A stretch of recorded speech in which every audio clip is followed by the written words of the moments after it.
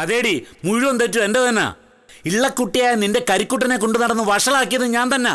എന്താ പോരെ? വഷളാക്കിയവനെ നന്നാക്കിയെടുക്കേണ്ട ചുമതല എനിക്കുണ്ടല്ലോ. അത് ഞാൻ തന്നെ ചെയ്യാം. നിന്റെ മോനെ നല്ല പാഠം പഠിപ്പിക്കുന്ന ചുമതല ഞാൻ ഏറ്റു. ചന്ദ്രേട്ടാ, നീയും കൊള്ളാം. കൂട്ടത്തിൽ നിന്നുകൊണ്ട് കുതികാല് വെട്ടുന്നതാണല്ലോ നിന്റെ മണി. നീ വിരല് ഞൊടിച്ചപ്പോഴേക്ക് ഓടി വന്ന് സഹായിച്ചതിനുള്ള കൂലി നീ എനിക്ക് തന്നു. ചന്ദ്രേട്ടൻ എനിക്ക് ചെയ്തു തന്ന സഹായങ്ങളൊന്നും ഞാൻ മറന്നിട്ടില്ല. നീ നിന്റെ മോനി എനിക്ക് ചെയ്ത സഹായം ഞാനും മറക്കത്തില്ല. നിന്റെ മോനെ നീ മടി വെച്ചോണ്ടിരുന്നോടി. കരിക്കുട്ടനല്ല, കരിമൂർഖനവൻ. തിരിഞ്ഞു കടിക്കുമ്പോഴേ നീ അത് മനസ്സിലാക്കത്തുള്ളൂ.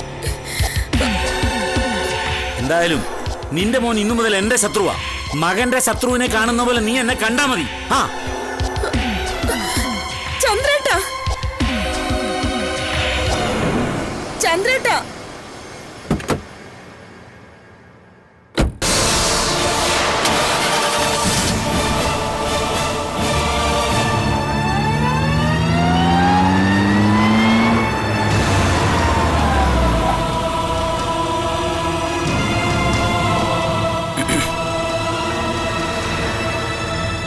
കാഴ്ച കണ്ട് നിനക്ക് സന്തോഷമായോടാ? ഇത് വെറും സാമ്പിൾ വെടിക്കെട്ടല്ലേ അമ്മയമ്മേ. ഇപ്പോഴേ സന്തോഷിക്കാൻ തുടങ്ങിയ യഥാർത്ഥ കമ്പക്കെട്ട് കാണുമ്പോഴേ ഞാൻ സന്തോഷം കൊണ്ട് മരിച്ചു പോവുകയല്ലേ. ഞാനും ചന്ദ്രേട്ടനും കൂടി തല്ലിപ്പിരിയോന്ന് കരുതി നീ മനപ്പായസം ഉണ്ണണ്ട. ഇന്നല്ലെങ്കിൽ നാളെ ഞങ്ങളുടെ പിണക്കൊക്കെ അങ്ങ് തീരും കേട്ടോ. തീരാതിരിക്കാൻ പറ്റില്ലല്ലോ. കാരണം എത്രയോ പവിത്രമായ ബന്ധങ്ങൾ അതൊക്കെ. ആങ്ങളെയും പെങ്ങളും മകനും ഒത്തുചേർന്ന് കൊള്ളയും കൊലയും വഞ്ചനയും ആസൂത്രണം ചെയ്യുന്നു. അത് നടപ്പിലാക്കുന്നു. ചതിവിൽ നേടിയെടുത്ത സ്വത്തിനു വേണ്ടി പരസ്പരം വിലപേശുന്നു. കുടുംബം എന്ന് പറഞ്ഞാൽ അതിങ്ങനെ ആയിരിക്കണം. വീടും കുടുംബവും ഇല്ലാത്ത നിനക്ക് എന്തിനെ വേണമെങ്കിലും പുച്ഛിക്കാമല്ലോ. എങ്കിലും ഇങ്ങനൊരു ഐഡിയൽ ഫാമിലി എന്റെ സങ്കല്പത്തിൽ പോലും ഇല്ലായിരുന്നു കേട്ടോ. സമ്മതിച്ചു തന്നിരിക്കുന്നു. ചതിയും വഞ്ചനയും പ്രധാന ഇൻവെസ്റ്റ്മെന്റ് ആയിട്ടുള്ള ഒരു കൂട്ടു ബിസിനസ്സിൽ പങ്കാളികൾ തമ്മിൽ തല്ലിപ്പിരിയുന്നതിൽ വലിയ അതിശയമൊന്നുമില്ല. ഇനി നിങ്ങൾക്ക് ചെയ്യാവുന്ന കാര്യം പരസ്പരം ഒറ്റ കൊടുത്ത് കളിക്കാന്നുള്ളതാ. അതും നല്ല രസമുള്ളൊരു ഗെയിമാ. ഒന്ന് നിക്കണേ. ഒറ്റ കൊടുക്കുന്നതന്നെ നല്ല തുക കണക്ക് പറഞ്ഞ് വാങ്ങണേ. 30 വെള്ളിക്കാശ് എന്നൊക്കെ പറയണതേ പഴയ കണക്കാ.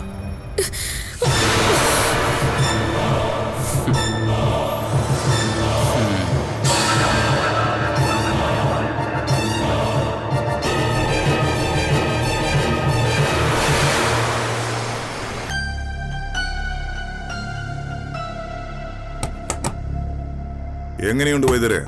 ഇയാൾ എണീക്കോ? നല്ല മാറ്റമുണ്ട്. എഴുന്നേറ്റ് നടക്കുന്ന സ്ഥിതിയിലാക്കാം. നടന്നാ പോരാ, ഓടണം. നരേന്ദ്രൻ തമ്പിക്ക് എന്ത് തോന്നുന്നു? ഓടണമെന്നാ എന്റെ ആഗ്രഹം.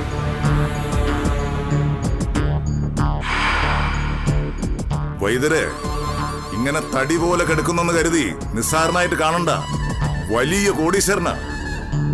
എത്ര വലിയ കോടീശ്വരനായാലും ചത്തുപോകുന്ന ശരീരമാണല്ലോ. ഈ ചൂടുവെള്ളം എടുത്ത് കളഞ്ഞേക്കും. വൈദ്യരുടെ ജോലി കഴിഞ്ഞോ? ഓ, ഇന്നത്തെ കഴിഞ്ഞു. ഞാൻ പോയിക്കോട്ടെ.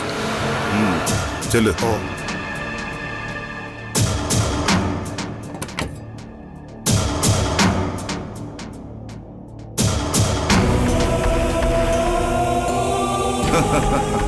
ലോകത്താർക്കും കിട്ടാത്ത സൗഭാഗ്യമല്ലേ നിനക്ക്? ചത്തു കഴിഞ്ഞിട്ടും ജീവിച്ചിരിക്കാനുള്ള ഭാഗ്യം ഞാൻ ഒരുപാട് സ്വപ്നം കണ്ടിട്ടുള്ളതാ. എന്നെ ഒരു ദിവസം കാണാതാവും. ഞാൻ മരിച്ചുപോയെന്ന് ലോകം മുഴുവൻ വിധിയെഴുതുന്നു. പക്ഷേ ഞാൻ ആരും അറിയാതെ ജീവനോടെ ഇരിക്കുന്നു. എനിക്ക് പിന്നെ എന്തും ചെയ്യാം. കൊല്ലാം, കവർച്ച ചെയ്യാം, പ്രേതമായി വന്ന് ഭയപ്പെടുത്താം. ഒന്നിനും ഞാൻ ഉത്തരവാദിയല്ല. കാരണം ലോകത്തിനു മുമ്പിൽ ഞാൻ എപ്പോഴേ മരിച്ചു കഴിഞ്ഞു. പക്ഷേ ഞാൻ മരിച്ചു കഴിഞ്ഞെന്ന് ലോകത്തെല്ലാവരും വിശ്വസിച്ചിട്ടുണ്ടാവില്ല. ഞാൻ ജീവിച്ചിരിപ്പുണ്ടെന്ന് വിശ്വസിക്കുന്ന ചിലരെങ്കിലും കാണും. അതാരൊക്കെയാ അത്ര വലിയ ബുദ്ധിശാലികൾ? എൻ്റെ ഭാര്യ, എൻ്റെ മകൾ സീതൾ, എൻ്റെ ആത്മാർത്ഥ സ്നേഹിതൻ. എൻ്റെ ജീവനണയുന്നത് അവർക്ക് തിരിച്ചറിയാം. അവരുടെ ഹൃദയത്തിൽ ഒരു ഇരുട്ട് പരക്കും. അതില്ലെങ്കിൽ ഞാൻ ജീവിച്ചിരിക്കുന്നുണ്ടെന്ന് അവരറിയും. ബുദ്ധിശാലികളായതുകൊണ്ടല്ല സദാനന്ദ, സ്നേഹം കൊണ്ട്. അല്ലെങ്കിൽ നിങ്ങൾ അന്വേഷിച്ചു നോക്ക്, ഞാൻ മരിച്ചതായിട്ട് അവരിതുവരെ വിശ്വസിച്ചിട്ടുണ്ടോന്ന്. അവരെന്തും വിചാരിക്കട്ടെ, നിയമം എന്ത് വിചാരിക്കുന്നു എന്നതാണ് പ്രധാനം. നിയമത്തിന് മുമ്പിൽ നീ മരിച്ചവനാണ്. നിന്റെ ശവം എന്നേ കുഴിച്ചിട്ട് കഴിഞ്ഞു, ശേഷക്രിയകളും നടത്തി. ഇനി ഈ മണ്ണിന് മീതെ നരേന്ദ്രൻ തമ്പി ഇല്ല. എവിടുന്ന് കിട്ടി എനിക്ക് പകരം വെക്കാൻ പാകത്തിനൊരു ശവം? ആരുടേതാണത്? അതൊന്നും നീ അറിയേണ്ട നരേന്ദ്ര. അറിഞ്ഞിട്ട് പ്രത്യേകിച്ച് നേട്ടമൊന്നുമില്ലല്ലോ. ശരി, എന്നെ കൊന്നതാരാ? അത് നിനക്ക് ഊഹിക്കാവുന്നതല്ലേ ഉള്ളൂ. കൽപ്പനയാണ് നിന്നെ കൊന്നത്. ആ കൊലക്കുറ്റവും തലയിൽ വെച്ച് അവൾ ഒളിസങ്കേതത്തിൽ നിന്ന് ഓടിക്കൊണ്ടിരിക്കുക. അവളുടെ മരണം വരെ അവൾ അങ്ങനെ ഓടണം, ഓടിക്കൊണ്ടിരിക്കണം. എനിക്ക് പകരം വന്ന ശവത്തിന്റെ കൊലയാളി ആരാ? ആരെങ്കിലും കൊല്ലാതെ ഒരു ശവം കിട്ടില്ലല്ലോ.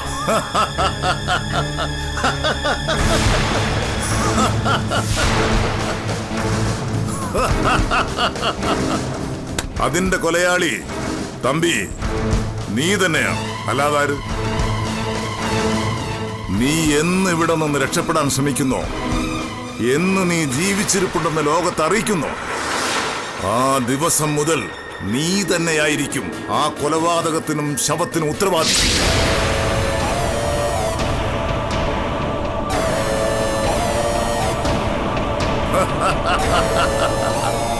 നീ എന്ത് വിചാരിച്ചു നരേന്ദ്ര? സദാനന്ദ ഷെട്ടി പൂട്ടിയാൽ ആ പൂട്ട് പിന്നെ ഒരുത്തനും തുറക്കാൻ കഴിയില്ല. നിനക്കും.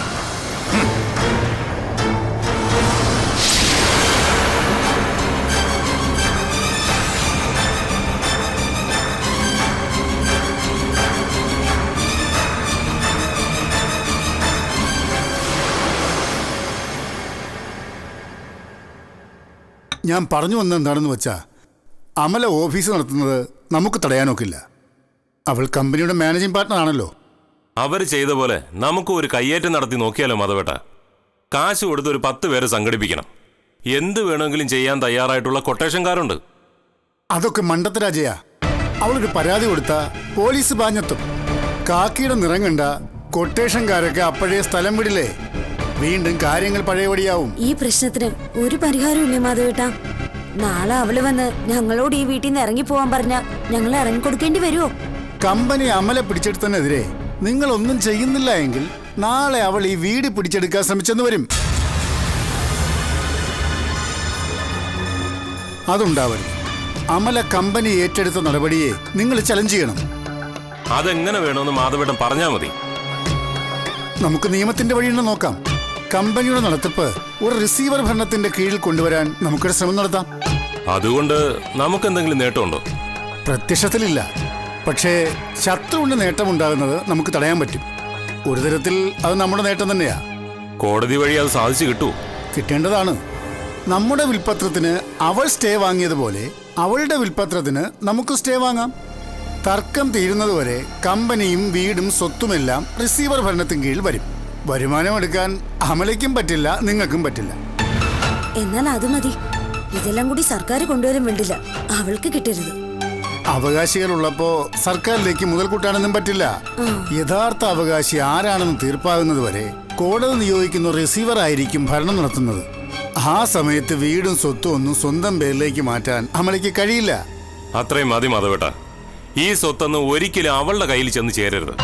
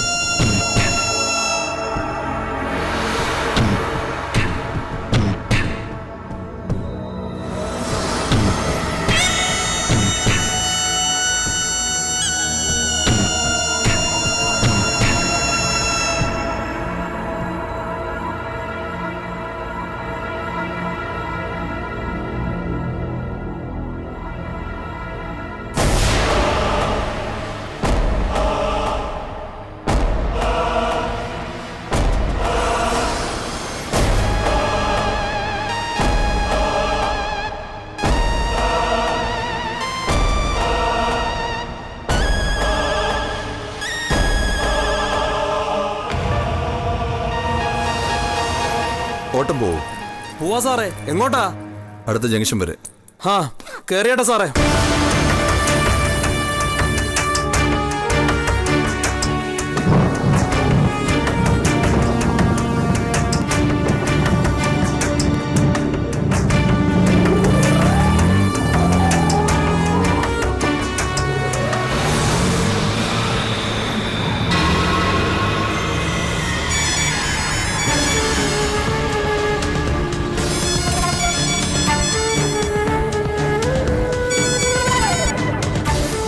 ഹലോ സുധീഷ്, ഞാൻ ടൗണിലുണ്ട്. കാര്യങ്ങൾ എത്രയും വേഗത്തിലാക്കാൻ ഞാനിന്ന് മേം സാബിനോട് പറയും. അതെ, പക്ഷേ മേം സാബിന് മുമ്പിൽ എനിക്കൊരു റിക്വസ്റ്റ് നടത്താനേ പറ്റൂ. പ്രഷർ ചെയ്യണമെങ്കിൽ സുധീഷും അർജുനോ വിചാരിക്കണം. ശരി, കണ്ട് സംസാരിച്ചതിന് ശേഷം ഞാൻ വിളിക്കാം. Okay okay.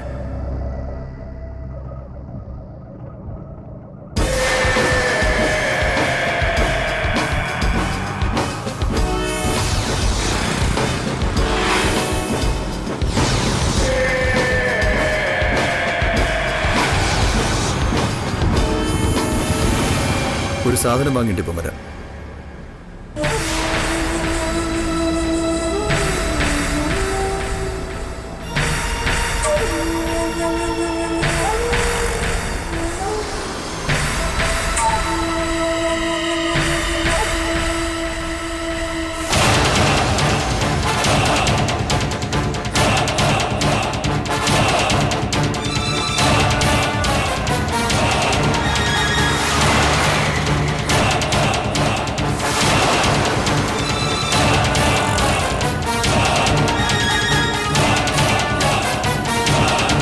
നിന്റെ കണ്ണവിടെടാ?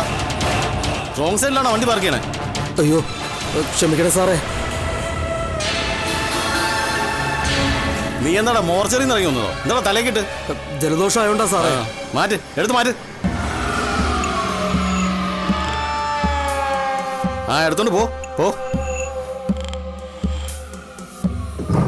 നിന്നോടല്ലേ വണ്ടി എടുത്ത് മാറ്റാൻ പറഞ്ഞേ? എടുത്തോണ്ട് പോ.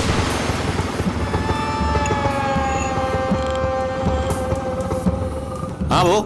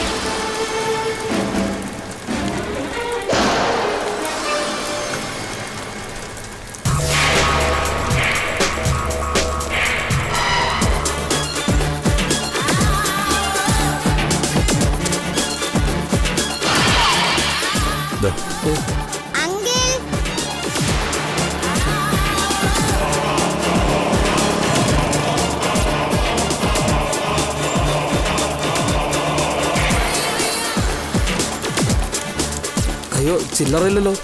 എത്രയാ? 40. നോക്കട്ടെ.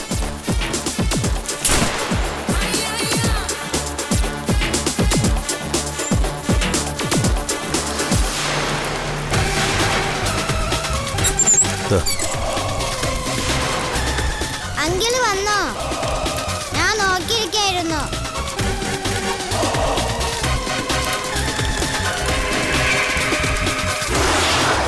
സാറേ, വെയിറ്റ് ചെയ്യണോ? വേണ്ട. അല്ല സാറേ, വേണമെങ്കിൽ വെയിറ്റ് ചെയ്യാം. മഴയല്ലേ? വേണ്ടടോ. ചില സമയത്ത് തന്നോടൊക്കെ 5 മിനിറ്റ് വെയിറ്റ് ചെയ്യണമെന്ന് പറഞ്ഞ് എന്തൊരു ഗമയാ. വാ മോളെ.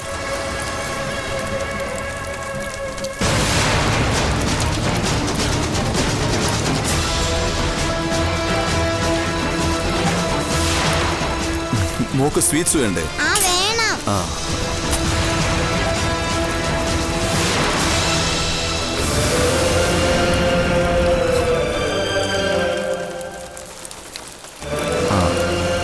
പിടിച്ചു. Thank you uncle. മോടെ ആന്റി എവിടെ? ആന്റി അകത്തുണ്ട്. അങ്കിള് വാ.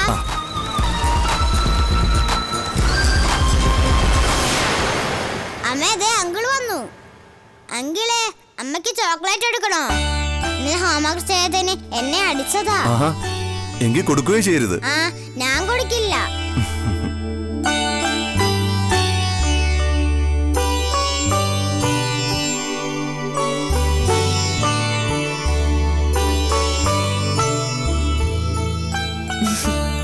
ശിവജി എപ്പോ വന്നു? ഞാൻ വന്നേ ഉള്ളൂ ബഹൻ. ഇരിക്കെ. ആ ഞാൻ ചായ എടുക്കാം ശിവജി, അതോ കഴിക്കാൻ എന്തെങ്കിലും എടുക്കണോ? ഒന്നും വേണ്ട ബഹൻ. നമ്മുടെ അടുത്ത നീക്കത്തെ പറ്റി സംസാരിക്കാനാണ് ഞാൻ വന്നത്. പാലപ്പടിക്ക് ചെന്ന ജപ്തിയുടെ കാര്യങ്ങൾ നേരിട്ട് അറിയിക്കണം. അത് ആര് ചെയ്യണമെന്ന് മേം സാബ് തന്നെ തീരുമാനിക്കണം. അർജുന അയച്ചാ പോരെ? കമ്പനിയുടെ മാനേജർ എന്ന നിലയിൽ അർജുൻ അത് ചെയ്യാനുള്ള അധികാരം ഉണ്ടല്ലോ. അത് വേണ്ട ആന്റി. ചെറിയമ്മയും ഹരീഷും ഒക്കെ ചേർന്ന് അർജുനേട്ടനെ ഹറാസ് ചെയ്യും. ചിലപ്പോ ഉപദ്രവിച്ചെന്നും വരും. എന്റെ അഭിപ്രായത്തിൽ മേം സാബ് നേരിട്ട് തന്നെ ചെല്ലുന്നതാണ് നല്ലത്. അമ്മ ഒറ്റയ്ക്ക് അങ്ങോട്ട് പോകാനോ? ഒറ്റയ്ക്ക് പോകണ്ട. അതേസമയം ബലം പ്രയോഗിച്ച് വേണമെങ്കിലും അവരെ ഇറക്കി വിടാൻ പറ്റിയ ഒരു ഫോഴ്സ് നമുക്കുണ്ടെന്ന് അവരെ ബോധ്യപ്പെടുത്തണം.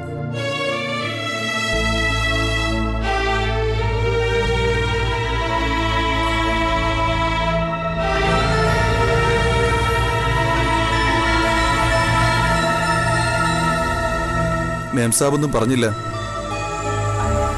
ഞാൻ നേരിട്ട് പാലപ്പടിക്കൽ ചെന്നിട്ട് ജപ്തി വിവരം അറിയിക്കാം. ശിവജി കൂടി എന്റെ ഒപ്പം ഉണ്ടായിരുന്നാ മതി. ശരി മേം സാബ്. അപ്പൊ നാളെ. ഇനി നമ്മളത് നീട്ടിക്കൊണ്ടു പോകുന്നില്ല.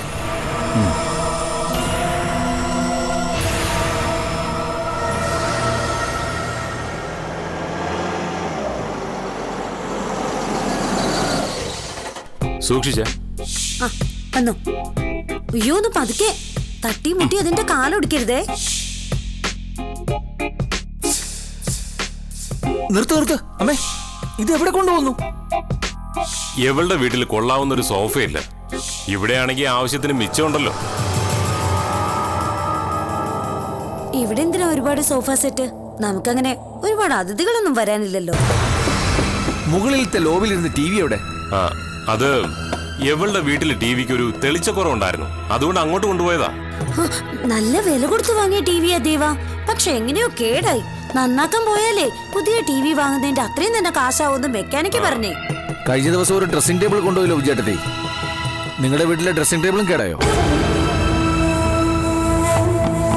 എന്താ ഒന്നും പറയാത്തെ? നീ എന്താടാ ഞങ്ങൾ ഒരുമാതിരി ചോദ്യം ചെയ്യുന്ന പോലെ? നിനക്കതിനുള്ള അവകാശം എന്താ? ഇതൊന്നും നീ വാങ്ങിച്ചിട്ടതല്ലോ. അങ്കിളുടെ വകയല്ലേ? അങ്കിളുടെ വകയെന്തിനാ വിജയേട്ടത്തി വീട്ടിൽ കൊണ്ടുപോകുന്നേ? അങ്കിളുടെ സ്വത്തിന് വിജയേട്ടത്തിക്ക് വല്ല പ്രത്യേക അവകാശം ഉണ്ടോ? പിന്നെ നിനക്കാണോ പ്രത്യേക അവകാശം? അമ്മയ്ക്ക് ഇതൊന്നും പറയാനില്ലേ? നിങ്ങൾ തമ്മിൽ വഴക്ക് കൂടരുതെന്ന് മാത്രമേ എനിക്ക് പറയാനുള്ളൂ.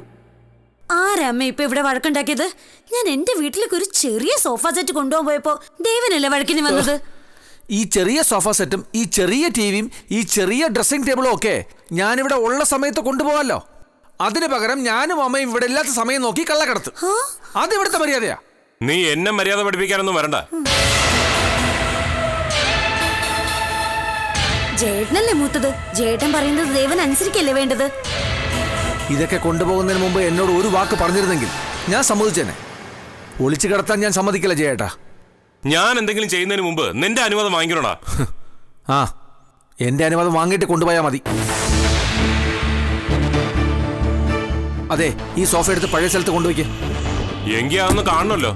സോഫ കൊണ്ട് വെളിയിടോ. താഴെ വയ്ക്ക്. സാറേ ഇത് പറ്റത്തില്ല. ആദ്യം നിങ്ങൾ തന്നെ എന്തെങ്കിലും ഒരു തീരുമാനത്തിലെത്ത്, എന്നിട്ട് ഞങ്ങളെ വിളിച്ചാൽ മതി. വാടാ.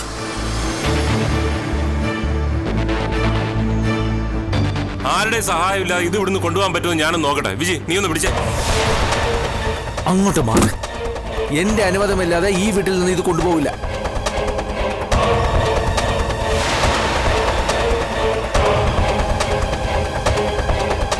നീ എന്നെ തടയാൻ മാത്രം വളർന്നു അല്ലടാ.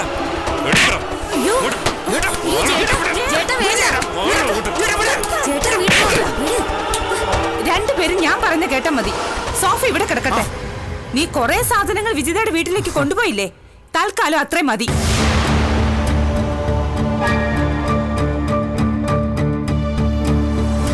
ഇനി എന്തെങ്കിലും വേണമെങ്കിൽ എന്നോട് ചോദിച്ചിട്ട് കൊണ്ടുപോയാൽ മതി.